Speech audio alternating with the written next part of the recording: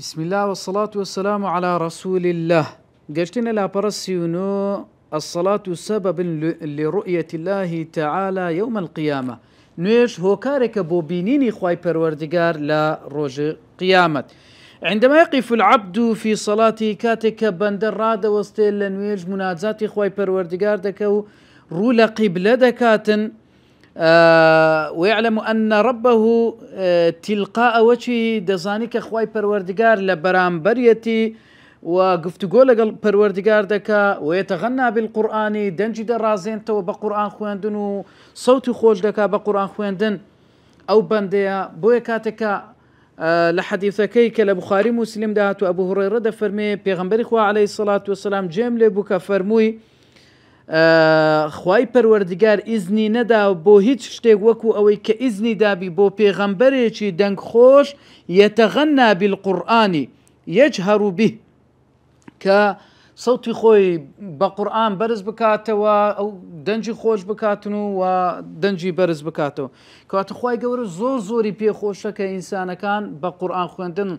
دنجي خوان خوش بكن ودنجيان بي برز بكنو أو جاو كسا لبيني خوي وقبلي لبرانبر خواي پروردگار راد وسته وهو أقرب إلى ربي لهمو كاتق لخواي پروردگار نزيكترا ودبي لهمو كاتيش بأدب تربي لبرانبر خواي پروردگار وكو حديثكي أنز فرمي پیغمبري خوا عليه الصلاة والسلام رأى نخامة في القبلة فشق ذلك عليه فرمي پیغمبري خوا عليه الصلاة والسلام تسلمي بلغمش بيني با اوي وبو با ديوار وبو روي قبلي با ديواري برا روي قبلي كرادو وسيم با ديوارك وبو زور قرز بو لسا پیغمبري خو عليه الصلاة والسلام چونك اتو رادو وستي برانبر بخواي پروردگار يعني رو قبلي او ديمنا ناشرنا برانبرد بيتن لوي او بيندرا لا پیغمبري خو عليه الصلاة والسلام كتسندي بينا خوشا دلي فقام فحكه بيدي پیغمبر خو عليه الصلاة والسلام هستا بدست مباركة كاني رنيه ولي كردو فريدة باشان فرموي إن أحدكم إذا قام في صلاته هر يقل إيوة كاتك الرادة وصفي لنا ونويش فإنه يناجي ربه قصة لقل پروردگاري دكاتن قفتقو لقل پروردگاري دكاتن الله جل جلاله لنوان خوي قبل داهي كواتا باهيج يقل ايوا فلا يبزقن احدكم باهيج يقل ايوا روبرو قبلة تفنكاتن روبرو قبلة وتفدك زاروي دبني كابرا حتى امام نووي باز لوي دكا كابرا لدروي نويج يجبو يعني لدرجبو با رو قبلة تفناويتن ده فرمي مكروها رو قبلة لو با او كسا پیغمبر عليه الصلاة والسلام فرمي ولكن عن يساري بابي اختلاي تسبي يان او تحت قدمه يان جيربيكاني نتي رو قبلة زور زارو كابرا دبيني كلينك سيرش كرتوا رو قبلة يعني اوا ناشرنا اسلوبه شي برانبر قبلة وبرانبر خواي پروردگار باش إذا ده فرمي ثم أخذ طرف ردائي پیغمبر عليه الصلاة والسلام لسكيك لا زلكي هنا فرميان أو تي إنسانك أوها لسكي بينيتن كتفكي تيبكاتن فرمي أو يفعل هكذا يعني أو هاي ليبكاتن با إنسانك يعني نبي تأزير لبو خلشي ببي تزحمد لبو خلشي با أو كسا ونكاتن يعني بأدبية چش برانبر بخواي پروردگار بنويني كالرو قبلة أو تفاي بكاتن إذا ويستشعر مشاعر الصلاة كابرهز با مشاعر كاني نويجي دكا أو كلنا نويجي إخلاصا أما دبوني الدلا ومتابعي بيغمبري عليه الصلاة والسلام واقتداء بيغمبر دكا عليه الصلاة والسلام كتسوني كردوا ونويجا كاني كوبوا إنزا دعاء وتضرع وملكتي لبو خواي پروردگار أوزا واستشعر التقصير في حق الله أوزا هزدكا أو تنكم ترخم وبرانبر با خواي پروردگار و رزينا لبو خواي پروردگار و گورزانين خواي پروردگار و تدرس لا الله جل جلاله إنزا كاتك كسك نويج دكات نويج كي بتساكر ريكوبي تشيدك يقف بين يدي ربه كأنه يراه لبرانبر خواي پروردگار را دوسته وكو اويكا پروردگار دبينه و پروردگار او دبينيتن وإلى صحيح بخاري ومسلم دهات وكجابر ده فرميتن كنا عند النبي صلى الله عليه وسلم فنظر إلى القمر الليلة ده فرمي إما لقل بيغمبري خوابين عليه الصلاة والسلام شوي كان تماشاي مانك مان ذكر همو مان سيري مانك مان ذكرت يعني البدر بدر يعني أو مانجي كبرة مانجي كبر بيتن بو مانجا دا قوتري بدر ده فرمي همو مان تماشاي مانك مان ذكر مانك كبر بوا بيغمبري خو عليه الصلاة والسلام فرمي إنكم سترون ربكم كما ترون هذا القمر فرمي ايوه خواي پروردگار دبينن خواكي خوتا وقتون او مانگا دبينن او ها چون مانجي دبينن او ها الله جل جلاله دبينن ازيداني بينينكي هيت ازيدتان ناداتن ها انسان كاتك كتمشاي روج دكا خور كتمشاي دكا هز دكا ازيتي ددا تساو بلام كتمشاي مانگ دكا نا او تساوي ازيد بيناخوا فرمووی کەواتە ئەگەر توانیتان ئەوە پێش ڕۆژ ئاوابوون و پێش ڕۆژهەڵات و پێش ڕۆژ ئاوابوون نوێژی بۆ بکەن نوێژ بکەن کەواتە پێغەمبەری خوا عەلەیهی سەڵات وسەلام فەرمانمان پێ دەکات کە نوێژکردن لە بەیانیان پێش ڕۆژهەڵاتن و پێش ڕۆژ ئاوابوون یعنی پێنج فەرزەکە و حتا پاش ڕۆژ ئاوابوونیش پاشان ئەو ئاتەی خوێندەوە وسبح بحمد ربك قبل طلوع الشمس وقبل الغروب بيج روشلاتن بيج روش آوا بون نوجا كان بكريتن إنزا ابن رجب رحمة خوالي بدا فرميتن كبيغمبر خوا عليه الصلاة والسلام دا فرمي أجر توانتن كبيج روشلات وبيج روش آوا نوجا كان بكن أمر بالمحافظة على هاتين الصلاتين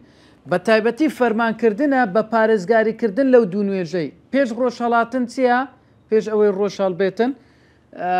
نوێژی بەیانیە پێش ئەوەی ڕۆژ ئاوابی چ نوێژەک دەکرێت نوێژی عەسر کەواتە دەفەرمێ بە تایبەت فەرمانی کردووە یعنی ناوی ئەو دوو نوێژەی هیناوە پارێزگاری لەو دوو نوێژەی بکەین بە تایبەتی چونکە لە هەموو نوێژەکان گەورەتر و بەڕێزترن ئەو دوو نوێژە بۆیە گۆتراوە سەبارەت بۆ دوو نوێژەی ئینەها سەڵات الوسطا پێی گوتراوە ئەو نوێژانەی کە لە ناوەڕاستن یعنی سەرەتای ڕۆژ چییە سەرەتای پێشەوەی ڕۆژهەڵ بێ بەیانیە پێشەوەی ڕۆژ ئاوا بێ عەسرە کەواتە ئەوانە پێیان گوتراوە سەڵات الوسطا ئەگەر چی زۆرێک لە زانان سەڵات الوسطا دەفەرمونون ئەوەیە کە نوێژی عەسرە بە تەنها بەڵێ یعنی ئەو ناوانەی لێنراوە ئینجا لە کاتی کە باسکردنی بینینی خوای پەروەردیگار کە باز دەکات لە دوای ئەو باسی ئەو نوێژانە دەکاتن لەبەرەوەی بەرزترین پلە ئەنە ئەعلا ما في الجنة رؤية الله عز وجل بەرزترین و گەورەترین پلەیەک کە لە بەهەشت ئەتوو بیگەیە چییە بینینی خوای پەروەردیگارە لە دوای ئەو یەکسەر پێغەمبەر عەلەیهی سەڵات وسەلام باسی دەکات باسی دوو نوێژەکەی دەکاتن نوێژ بەیانی و نوێژی عەسر دەفەرمێ کەواتە کە ئەوەش باس کرا کەواتە أشرف ما في الدنيا من الأعمال هاتين الصلاتين كواتا بريستريني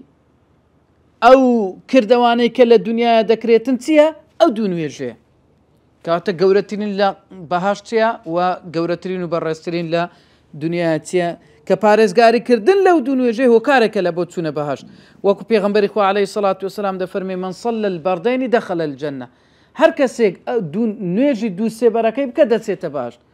دوو سێبەرەکە چێ دوو فێنکەکە نوێژی بەیانی و نوێژی عەسر ئینجا خوای پەروەردیگار کاتێک کە باسی ئەوەی دەکا يوم يكشف عن ساق ويدعون إلى السجود فلا يستطيعون أو كاتك الله جل جلاله ساقي خوي بديار ديخيتن منافقة كان كاتك لدنيا دا نێیاندەتانی سوزدە لە بۆ خوای پەروەردگار بن لەوێن دەریش ناتوانن سوزدەی لە بۆ ببن بە دیار دەکەون ئەو نوێژەی کابرا بە ڕاستەقینەیی لە بۆ خوای گەورەی کردیە ئەو نوێژەی کە نا لەبەر خەڵکی کردیتی ئەها خوای گەورە دەفەرمێ ئەوانە منافقەکان لە بۆ نوێژەی هەر ناستن ئیلا چ نەبی ئیلا بە تەمبەڵی نەبیتن، بە تەمبەڵی نوێژەکەیان دەکەن، چونکە لە بە خاتری خەڵکیە لەبەر هەندێک دوو نوێژ زۆر قورسە لەسەر منافقان، نوێژی بەیانی و نوێژی عیشا. لۆ قورسە چکە ئەوانە کاتی تاریچیە خەڵک نایان بینی، کە نایان بینی ئەوانش بەخۆی لە بە خەڵکی نوێژی دەکەن، لێ پێیان قورسە بچن لە بۆ ئەوەی کە نوێژی بکەن، بەڵام لەو کاتانێک کە خەڵک دەیان بینی دێن لە بۆ نوێژێ. سبحان الله. لە ڕۆژی قیامەت ئەوانەی کە بە تەواوەتی نوێژە بۆ خی گەورە ناکەن لەوێ کەشف دەبن. ئەبی سەعید خودری دەفەرمێ پێغەمبەری خوا عەلەیهی سەڵات وەسەلام فەرمووی، یعنی ئێمە بە پێغەمبەرمان فەرموو عەلەیهی سەڵات وەسەلام فەرموویمان ئەی پێغەمبەری خوا هەل نەرا ڕەبەنا یەومە القیامە، ئایا ئێمە خی گەورە دەبینین لە ڕۆژی قیامەت؟ ئەوە پێغەمبەری خوا عەلەیهی سەڵات وەسەلام فەرمووی چۆن ئەوە ئێوە لە بینینی مانگ و بینینی ڕۆژ هیچ ئەوەکتان نییە، هیچ گومانێکتان نییە کە دەبینن و ئەوها، بە هەمان شێوە لە ڕۆژی قیامەتیش خی پەروەردیگار ئەوها دەبینن. اینجا پێغەمبەری خوا عەلەیهی سەڵات وەسەلام فەرمووی بانگبێژێکی خی پەروەردیگار بانگ دەکاتن، هەر هەموو ئەوان قەومەکان، هەر هەموو خەڵکان، هەر کەسێک بڕواتن لە بۆ ئەو شتەی کە دەیپەرست، بچیتە لای ئەو شتەی کە دەیپەرست. اینجا فەیەذهەبو ئەهل صلیبی مع صلیبهم، ئەو کەسێک کە صلیبی دەپەرست لەگە صلیبی دەڕۆ، ئەو کەسانەی بتیان دەپەرست لەگە بتی دەڕۆن، بتەکانیان دەڕۆن، هەر کەسێک هەر خوایەکی هەبیتن لەگەڵ ئەوەی دەڕواتن کە پەرستویەتی، لەگەڵ خۆیان دەچن لە بۆ دۆزەخ پەنا بەخوای پەروەردیگار. یعنی ئەهلی صلیب ئەوەی کە صلیبیان دەپەرست لەگە صلیبی لە بۆ ناو دۆزەخ دەڕۆن، خوای گەورە پەنامان بدە. حتى يبقى من كان يعبد الله من بر أو فاجر، حتى إلا أو كسانة دمينين أو كخواي پروردگاريان پرستوا لوي كإنساني تاكنو يان تاون بارن وأهل كتاب أوي كلقليانا أوانا دمينينوا. إنزا أهل كتاب مسيحيا كانوا جولك كان يهودي ونصارى أوانا خواي پروردگار دوزخ ديني، دوزخ وكو السراب لي دكاتن، سراب يعني لا دورة تمشا دكي واهز دكي آوة بس كدتي بيجنا آونية أوها دوزخ أو هاي ليدي. إنزا خواي پروردگار دفرمي بيهوديا كان دفرمي ما كنتم تعبدون، أنقو تستان دا پرست أوانش دا أنقو دلين سي كنا نعبد عزير بن الله، دلين عزيري كل خوامان دا پرست. إنزا بيان دا قوتري درو تانكر خواي پروردگار هيتس هاولو هيتس من دالي چينيا. إنزا بيان دا قوتريتن فما تريدون، تستان دويتن تستان ما بستا أوانش دلين نريد أن تسقينا، دمانوي أو مان بدي تينو مانا أو مان دويتن. إنزا بيان دا قوتريتن برون أو تلو أو بخونه برون بخون، كبيان دا قوتري برون بخون أوان كدتن دوزخو دكونا ناو دوزخوا. إنزا نصارى ديتن بهمان شيوا پروردگار دا فرمتستان دا پرز دا اوان دلن مسیحی کوری خوامان دا پرز پنا بخوای پروردگار. إذا بيان دا قوتري درو تانكر خواي پروردگار هيتس هاولو من دالي چينيا تي تان دوي اوانش بهمان شيوا دلن تينو مانا. فيقالوا بيان دا قوتريتن اشربوا بخونوا برون بخونوا اوانش تەمەشای دۆزەخ دەکەن، واهەز دەکەن کە ئاوە بەرەو ڕووی دەڕۆن و دەکەونە ناو دۆزەخەوە. حتى يبقى من كان يعبد الله من بر أو فاجر، هەتا ئیلا ئەو بەندانە دەمینێنەوە کە خوای گەورەیان پەرستووە. ئەو بەندانە چاک بن یا خراپ بن، یعنی تاوانیان هەبی یان تاوانیان کەم بیتن. ئینجا پێیان دەگوترێتن باشە لەبەر چ ئێوە لێرەمانە خەڵکی هەموو ڕۆشتینە بەس ئەنگۆمانە. ئەوانش دەڵێن جێمان لە بانگ بێژەکە بوو کە گوتی هەر کەسێک چی دەپەرست با بە دوای ئەو بڕواتن. فإنما ننتظر ربنا، ئێمە چاوەڕێی خوای پەروەردگار دەکەین، چاوەڕێی ئەڵڵا دەکەین جەلە جەلالو. اینجا خوای پەروەردگار دێ خۆی خۆی پێیان پیشان دەداتن، دەفەرمێ ئەنە ڕەبکم، من خوای ئێوەمە. فەیەقولونە ئەنتە ڕەبونا فلا يكلمه إلا الأنبياء. إنزا دلن تو خوي إيمي هيت كز ناويري قصة بكاتن، هيت كز قصيناكا إلا پیغمبران نبيتن، پیغمبران قصة دكن. اینجا پرسیاریان لێ دەکرێ هەل بینەکم و بینەه ئایەتون تعریفونەه ئایا لە بینی ئێوە و لە بینی خوای پەروەردگار هیچ نیشانێک هەیە کە ئێوە بەو نیشانەیە خوای پەروەردگار بناسنەوە؟ دەڵێن بەڵێ. ساق نیشانەیە لە بینی ئێمە و خوای پەروەردگار، ئێمە بە ساق دەیناسینەوە. فێکشف عن ساقیه خوای پەروەردگار ساقی خۆی بە دیار دێخیتن. اینجا خەڵکەکە سوزدە ئیمانداران تێکڕا سوزدە لە بۆ ساقی خوای پەروەردگار دەبن. ويبقى من كان يسجد لله رياء وسمعة إلا أو كسانة دمينين وكا لبر خاطري خلشي برياء خريشي نويش كردن بوا لبو خواي پروردگار نبوا أو كات أوان بشكان دبيت طبقك راز رادة وستيتن دفرمي. وفي هذا الحديث لو حديثا أو بديار دكيو كخواي پروردگار أهل إيمانو أهل نفاقي ليك جا كرديتوا لوي ليك جيان زيادة كاتو بسوز دبردن ئایا چێ لە دنیادا نوێژەکەی خاڵص بووە لە بۆ خوای پەروەردگار هي سبب النجاة والفوز. ئەو نوێژە دەبیتە هۆکاری نەجاتدانی ئەگەر بە خاڵسی لە بۆ خوای پەروەردگار. ئەگەر بە خاڵسی لە بۆ خوای پەروەردگار نەبی لەوێن دەربە دیار دەکەویتن کە ئەو کەسە پشتی دەبێتە طەبەقەیەک ڕق دەبیتن ناتوانی بچەمێتەوە. وهذا الجزاء من جنس العمل. ئەو سزایش لە جنسی کردەوەکەی خۆیان. چۆن ئەوان لە دنیاە کاتێککە پێیان دەگوترا سوزدە ببن کبر دەیان کرد، سوزدەیان نەدەبرد لە کاتێک وهم سالیمون کاتێک کە ساغ و سەلامەت بوون نیان دەبرد سوزدەیان لە بۆ خوای پەروەردگار. سبحان الله لە قیامەتێش ڕێگا پێیان نادرێت سوزدە ببن، بەڵکو پشتیان ڕق دەکرێتن سوزدە نەبن، بەڵکو لە بەرامبەر خوای پەروەردگار و خەڵکی ڕویان بە دیار دەکەوی کە ئەو کەسانە منافق بوونە کەواتە لەم تەنفعهم الندامة ولا الاعتذار يوم القيامة. کەواتە هیچ سوودێکی نییە پاشگەزی و پەشیمان بوونەوە و عوزر هینانەوە لە ڕۆژی قیامەت مادەم ئەو کابرایە بەرامبەر بە خوای پەروەردگار وهای کردووە لەو کاتیش عوزریش بینیتەوە عوزرەکانی لێوەر ناگیرێتن، بەڵکو پێویستە ئەو کەسە بەر لەوەی بگەشتە ئەو مەرتەبەیە بەرامبەر بە خوای پەروەردگار تەوبە بکاتن و عیبادەتەکانی خاڵص بی لە بۆ خوای پەروەردگار. اینجا دێتە سەر بابەتێش کە ئەسەڵات و عەلا وەقتیها نوێژ لە کاتی خۆی. ئیبن قەیم ڕەزا و ڕەحمەتی خوای لێبی قسەیەکی کۆمەڵێک قسەی زۆر جوان دەکاتن دەفەرمێ ئەو ئینسانە یعنی وەها دەیشتپێنی ئەو دڵە وەکو پارچە زەویەک دەیشتپێنی. چۆن پارچە زەویەک ئەگەر وشک بێتن و قاش بێتن و بێباران بێتن ئایا ئەو پارچە زەویە چۆن پێویستی بەوەیە کە بارانی بەسەردا ببارێتن و دووبارە ئەو گوژوگەیە شین ببێتەوە و دووبارە زەویەکە بگەشێتەوە. دەفەرمی ئەو دڵەش ئەوهایە پێویستی بەو خوانە هەیە، پێویستی بەو سفرەیە هەیە چوون لە بۆ ئەو سفرەی. سبحان الله چۆن ئەو پارچە زەویە ناوە ناوە پێویستی بەو بارانە هەیە و بۆ گەشەکردنی گوژوجیای. دەفەرمێ ئەو دڵەش بۆ گەشەکردنی گوژوجیای ئیمان بەرووبوومی ئیمان پێویستی بەو بارانە ڕەحمەتەی خوای پەروەردگار هەیە کە ناوە ئەو بارانە ڕەحمەتیە لێ بداتن و سەبر ئەو ئیمانە گەشەی بکاتن و گەورە ببیتن. کاتە دەفەرمێ ئەوە بەندە پەیوەستبوون و گەشانەوەی ئەو دڵی پێویستە بەو نوێژانەی کاتێک کە دەیکاتن هەر نوێژێک لە کاتی خۆی دەیکاتن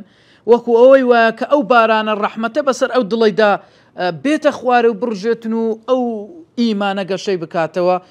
ئەگەر بێت و باران لێ کات ببارە و لە هیچیت کە نەبارە سبحان الله ئەو گوژوگیایی کە گەشەی دەکات دوایە سەبر دەپوکێتەوە. بەس ئەگە ئەو بارانە ناوە بێتن و بەسەری ئەو گوژوگیە سەبر هەر گەشەی دەکاتن و گەورە دەبی گوژوگیە ئیمانش ئاوها گەورە دەبی و گەشەی دەکاتن. اینجا خوای گەورە دەفەرمێ حافظوا على الصلوات والصلاة الوسطى وقوموا لله قانتين. پارێزگاری لە نوێژەکان بکەن بە تایبەتی نوێژی عەسر و پارێزگاری لە نوێژی ناوەڕاست کە زۆرێک لە زانان دەفەرمون نوێژی عەسرە. اینجا بە پێوە ڕابوەستن لە بەرامبەر خوای پەروەردگار. عەبدوڵای کوڕی مەسعود دەفەرمێ پرسیارم لە پێغەمبەری کرد عەلەیهی سەڵات وەسەلام ئەی الأعمال أحب إلى الله. ئەی پێغەمبەری خوا کە ئەمە کردەوە زۆر خۆشەویستە لە لای خوای پەروەردگار. رسول الله عليه الصلاة والسلام فەرمی الصلاة على وقتها، نوێژ لە کاتی خۆی زۆر خۆشەویستە، خوای گەورە زۆری پێخۆشە بەندە لە کاتی خۆی نوێژەکان بکاتن. اینجا پرسیارم لێ کرد لە پاش ئەوە ئەی پێغەمبەری خوا فەرمووی چاکەکردن لەگەڵ دایک و باوک، فەرموو ئەدی لە پاش ئەو فەرمووی جیهادکردن لە پێناوی خوای گەورە. دەفەرمی ئەمن ئەگەر زیادم بکرد بە ئیتکەشم پێ بگوت بە پێغەمبەر عەلەیهی السەڵات وەسەلام ئیتری پێدەگوتم. بە سوبحان الله تەمەشا لە بینی چاکە لەگەڵ دایک و باوک و جیهاد لە پێناوی خوای گەورە و نوێژکردن لە کاتی خۆی یەکەم شت ئەوەی هەڵبژار فەرمووی نوێژکردن لە کاتی خۆی. فەرمووی ئەوە لە هەموویان گەورەترە و لە هەمویان خۆشەویسترە لە لای خوای پەروەردگار. بۆیە الصلاة غذاء للقلب، نوێژ خۆراکە لە بۆ دڵ، كما أن الطعام غذاء للجسد. وەک چۆن خۆراک کە دەیخۆی لە بۆ جەستەت، ها خۆراکە یعنی خواردن کە دەیخۆی خۆراکێکە لە بۆ جەستەت، بە هەمان شێوە نوێژش خۆراکێکە لە بۆ دڵ. دەفەرمی ئەو خۆراکەی کە لە بۆ جەستەیە لە چێ دەردێ؟ تەخروج مما تەخروج الأرض، لە زەوی دەردێتن. وایە ئەو بەروبوومەکە لە زەوی دەردێ ئەتو دەیخۆی جەستەتی پێ بە قووەت دەکەی. ئەدی خۆراکی دڵ دەفەرمی ئەوەیە کە العلم بالله وأسمائه وصفاته، علمت بخواي پروردگار الله جل جلاله وبناوكاني وبصفتكاني همو أوانا خوراكيكن لبو ضل. فإن القلب إذا تقرب من خالقه وناجاه بكلامه چونك دل أقل خواي پروردگار نيزيك بوا ومناجاتي خواي پروردگاري كيرت أو كاتي أو دلا فإنه ومن غير شك سيحيا ويسفر. دفرمي ببيقمان أو كات أو دلا دقشيتو دجيتو وقشي دكاتن. سبحان الله، يعني أو دلايك خواي پروردگار دناسيتنو دزاني ومناجاتي لقل دكاتن قفتقو. جا دفرمي ولما كان كل منهما يهضم غذاءه، هر يك لوانا كاتك كخوراككي خوي هرس كرد، جستا كخوراك خوي هرس كرد، كاتك نويج دكي دل كاتك او خوراكي خوي هرس كرد، فيحتاج الى غذاء جديد. بيوستي بخوراكي شنوية، يعني لبرت بينج نويجا لو يك نويج نبو، يعني لبرت همو نويجا كان ليك كاتي نبو، لو كاتي جیاوازە ها دەورە ئێستا کەسێک دەینین برین کاکە ئەتوو خۆراکەکانی ڕۆژەکەت هەموو لە یەک جەمی کۆ دەکەینەوە، ئەتوو هەموو ڕۆژە یەک جەم دەبی بخۆی. سبحان الله، بزانە جەستە ئەو ئینسانەی چی لێ دێتن پێدەژی، بەڵام بزانە چی لێ دێ ئەو ئینسانە. ها بە هەمان شێوە ئەو دڵەش پێویستی پێیەتی. کو ئەتوو مەسەلەن ها ئێستا ئینسان ئەمە چ دەکەی بەیانیان جەمەک دەخۆی، نیوەڕۆ جەمەک دەخۆی، ئێوارە جەمەک دەخۆی، ئیوا هەیە شەوانیش جەمەک دەخواتن. جەستە ڕۆحیش ئەوها پێویستی پێیەتی، بەیانیان نیوەڕۆ عەسر ها پێویستی بەوەیە کە خۆراکی بدرێتەوە سەر لە نوێ ئەو دڵە نوێ ببیتەوە، چونکە ئەوە پێویستی بە نوێبوونەوە هەیە. وەکو عەبدوڵای کوڕ عەمر دەفەرمێ پێغەمبەر عەلەیهی السەڵات وەسەلام فەرمووی إن الإيمان ليخلق في جوف أحدكم كما يخلق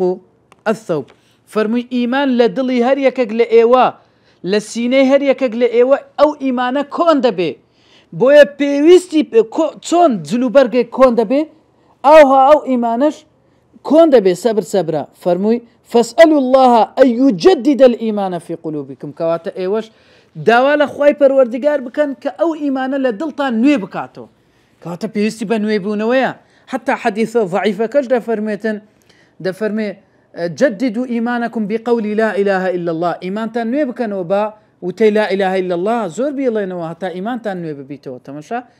يعني زور كاريگريه أو إيمانا دبینی کابراکێ مەسەلەن پێشتر زۆر متەقی ئینسانی باش بەس ئێستا زۆر گۆڕایە، ئەو کوردەری وەڵا زۆر گۆڕایە ماشەڵڵا 180 پلە گۆڕە لۆ ئەو ئیمانەی نوێ نەکردیتەوە بە تاعەت و عیبادەت و زکر و مناجات لەگەڵ خوای پەروەردگار لێ دوورکەوتیتەوە حتا وەچی قورئان کو ئەگەر دەستت لێبەردا لەبەرت کرد بوو جوز ئەکرد لەبەر کرد بەس وەرە ئەو جوز ئەی مراجعە مەکەوە لە دەستت دەچی بە هەمان شێوە ئەو ئیمانش ئەگە بە بەردەوام نوێژ و تاعەت و عیبادەتی لەگەر نەکەی سوبحان الله ئەو ئیمانە سەبر کەس دەبێتن لە ناو جەستەی ئەو مرۆڤە بۆیە خوای پەروەردگار باش بە بەندەکانی دەزانی بۆیە پێنج کاتی لە بۆ دانانان لە شەو و ڕۆژێکدا ئەو ئینسانە بە دایمەن ئیمانی خۆی نوێ بکاتەوە قورئان دەفەرمی وأقم الصلاة طرفي النهار وزلفا من الليل إن الحسنات يذهبن السيئات ذلك ذكرى للذاكرين وخواي پروردگار دەفەرمی أقم الصلاة لدلوك الشمس إلى غسق الليل وقرآن الفجر إن قرآن الفجر كان مشهودا کەواتە بەڕاستی باز لەوە کراوە کە لە هەموو کاتەکان خەریکی نوێژ و عیبادەت بی فاصبر على ما يقولون وسبح بحمد ربك قبل طلوع الشمس وقبل غروبها ومن آناء الليل فسبح وأطراف النهار لعلك ترضى کەواتە لە هەموو کاتەکان خوای گەورە داوای لە بەندەی کردووە کە خەریکی نوێژ و عیبادەت بی وەکو عەبدوڵای کوڕە عەمر دەفەرمێ پێغەمبەری خوا عەلەیهی سەڵات وەسەلام لە باسی دیاریکردنی کاتەکانی نوێژدا فەرمووی وەقت الظهر إذا زالت الشمس کاتی نیوەڕۆ ئەوەیە کە ڕۆژ کاتێکە لە ناوەڕاستێ تۆزێک لە ناوەڕاست لا دەدا ئەو کاتی دەستپێکردنی نوێژە وەفەرمووی هەر کاتێکە سێبەری هەر شتێک هەنچی خۆی لێدێتەوە ئەو کات نوێژی عەسر دەست پێ دەکا نوێژی عەسر هەتا ئەو کاتەی سێبەری هەر شتێک هەنچی دوو هەنچی خۆی و زیاتر ئەو کات بەرەو کۆتایی نوێژی عەسر دەچیتن و کاتێککە سۆرایی ڕۆژ ئەوە زەردای ئەوە تۆپەکە بزر دەبی ڕۆژ کە تۆپەکەی بزر دەبی بەس شەوقەکەی دەمینێ لە دەرێ ئەو کاتی نوێژی مەغریبە کاتێک کە ئەو شەوقەش بزر دەبی و شەوقەکەش نامینێتن ئەو کات نوێژی عیشایە نوێژی عیشا و بەیانیش ئەو کاتێک کە بەیان دەبیتن و سەبر بەرەو دنیا بەرەو ڕۆناچی دێتن ئەو کاتیش نوێژی بەیانی هەتاوەکو ڕۆژ بە تەواوەتی دێتە دەرەوە ڕۆژ دەردێتن یعنی پێغەمبەری خوا عەلەیهی سەڵات وەسەلام باسی ئەو کاتانەی کردیە کە نیوەڕۆکەیە و عەسرکەیە و مەغریبکەیە و عیشاکەیە و بەیانیکە لە بۆی دیاری کردینە بۆی کە ئێمەش بەو کاتانە بڕۆین کەواتە خوای پەروەردگار باش بە بارودۆخی بەندەکان دەزانی بۆیە ئەوها کاتەکانی بۆ دابەش کردوونە و وعد و بەڵێنی پاداشت و گەورەی داوە پاداشتی گەورە و کەسێک کاتێک کە ئەوانە جێبەجێ دەکە بۆیە خوای گەورە دەفەرمی واقیموا الصلاة وبەشری المؤمنین نوێژەکان بکەن و مژدە بدە بە ئیمانداران کەواتە بەڕاستی مژدەی سەرکەوتن و هەموو ڕزگاربوونێک هەموو ڕزق و ڕۆزیەک و تەوفیقیەک یەئتی بەعدە الصلاة لە دوای نوێژەوە دێ کاتێک کە ئینسانەکە دەستی گر بە نوێژ ئیدی ئەو سەرکەوتنانە ئەو بەخششانە هەموو ڕوو لە ئینسانەکەی دەکاتن بۆیە ئیبن قەییم لە نونیەکەی لە شعرەکەی شعرەکەی بەناوی نونیەکەی لێوێن دەرباسی ئەوەی دەکە کە ئەو کەسانەی کە زوو دێن بۆ نوێژ و پەلە دەکەن لە نوێژ ئەو کەسانە سەرکەوتوو سەرفرازن و ئەو کەسانەشی کە لە ئیمام نێزیک دەبنەوە و ئەو کەسانەشی کە تاخیر دەبن و دوور دەکەونەوە ئەوانە خەسارەتمەندن كواتا فيبدأ العبد يومه بالعبادة إنسان دزبا روجكي دكا أو روجي ببنداتي كردني خواي پروردگار يكم شد دز بيدكا ثم ينصرف إلى شؤونه وأعماله لباشان دروا لبو كارو كرد وكاني فينشغلوا بالبيع والشراء أو جا مشغول دبي بكرين وفروشتن وتيكلبوني خلشي يكم زار نش عیبادەت ئەو دوای کڕین و فرۆشتن و تێکەڵبوونی لەگەڵ خەڵکی ئەو جا کاتێک کە نیوەڕۆدا دێ ئەو ئینسانە یعنی ئەوە ماندیبوونێک دەیگری پێویستی بە ئیسراحەتێکە چۆن ئەو جەستەی پێویستی بە ئیسراحەتێکە ئەوها ناخ و ڕۆح و دڵیشی پێویستی بە ئیسراحەتە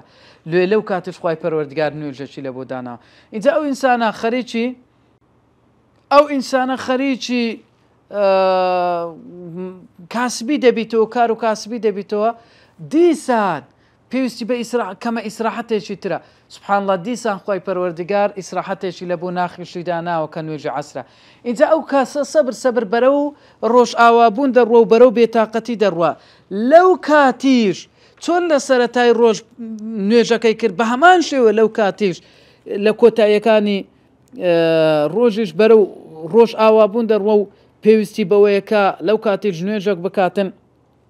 کە نوێژی مەغریبە ئیجا کاتێککە دەیەوێتن پاڵ بکەویتنەوە و جەستەکەی بە ئیسراحات لێ پار بداتەوە و ئەو ماندووبوونەی ڕۆژی هەیە هەموو ماندووبوونەکەی بڕواتن و هیچ نەمینێتن و تەواو لێ ئیسراحەت بکە سبحان الله ئەو کاتیش خوای پەروەردگار بۆ ئەوەی کە جەستەی ئەوها ئیسراحەت دەکات ڕۆح و ناخیشی بە تەواوەتی ئیسراحەت بکە لەوەی کە أراد الله له راحة نفسه وقلبه وخفف من ذنوبه ليذهب إلى نومه آمنا مطمئنا حتى وكو أو كسا لناخیشەوە ئەو تاوانانەی کە هەیەی تاوانەکانی لێ بڕواتن ناخیشی سووک بیتن و ناخیشی هەست بە ئارامی بکاتن و هەست بە ناخێکی سووک بکاتن هەست بکاتن کە لە ئارامیدا هەیە چۆن جەستەی ئارام دەبتەوە ئەوها خوای گەورە ویستیوێتی ناخیشی پاک بکاتەوە ئارامی بکاتەوە نوێژی عیشا دەکە کە زۆر قورسە لەسەر منافقان بە هەمان شێوە نوێژی بە هەمان شێوە جەستەشی ئیسراحەت دەکاتن ئەو کەسە یعنی سبحان الله تەماشا خوای گەورە ئەو بەندەی چەند خۆش دەوێت ئەو ئینسانە خۆ دەچی یەکسەر پاڵ دەکاویتێت بەڵام لەگەڵ ئەوەیدا لەو ڕۆژەی لەوانەیە چەندان تاوان و خراپە و ئەوەی کردبی نەفسی قورس بووبی ناخی پیس بووبی لەگەڵ تاوان سبحان الله کە دەچی نوێژەکەی دەکاتن ئەو ناخەشی پاک دەبیتەوە خوای پەروەردگار تاوانەکانی دەبووری داوای لێ خۆشبوون دەکا ناخێکی پاک و سووک ئارام جەستەیەکی پاک و سووک ئارام خەوێکی پاک و سووکی لێ دەکەویتن کەواتە لێ پێغەمبەری خوا عەلەیهی السەڵات وەسەلام نهى النبي صلى الله عليه وسلم عن الحديث بعدها نهي کردووە لە پاش ئەوەی لە پاش عیشا دابنیشی لۆ چکە ئەو ئینسانە کاتێکە نوێژەکەی دەکا جەستە و ڕۆحی پاک دەبیتەوە سووک دەبی بانێ دیسان دەست بکاتەوە بە قسەکردن و لەوانەیە قسەی عەلەق و بەلەق و لەوانەیە کردەوە دیسان نەفسی پیس بکاتەوە بە تاوان و خراپەکاری و قورسی بکاتەوە کاتێک کە دەنوێتن بە نەفسێک و ناخێکی قورسەوە بنوێتن نە لێ پێغەمبەر عەلەیهی سەڵات وسەلام داوای لێکردینە هەر کەسە کە نوێژی عیشای کرد یەکسەر با بنوێتن ئیلا ئەگەر لە بۆ بابەتێکی خەیری بوو مەسەلەن ویستی دوو کەس پێک بینیتەوە طالب علمە وەکو ئەبوو هورەیرە دەفەرمون شەو دادەنیش خەریج مراجعەی حەدیثەکانی پێغەمبەری دەکردەوە عەلەیهی سەڵات وسەلام یعنی ئیلا لەو حاڵەتانە ئەگەرنا یەکسەر پێویستە بنوێتن کەواتە حەمد لە بۆ خوای پەروەردگار ئەوها نوێژەکانی بۆ دابەش کردوینە تاوەکو ئەو ئینسانە بە ڕۆحیانەتێکی پاکەوە وەک جەستەیەکی پاکەوە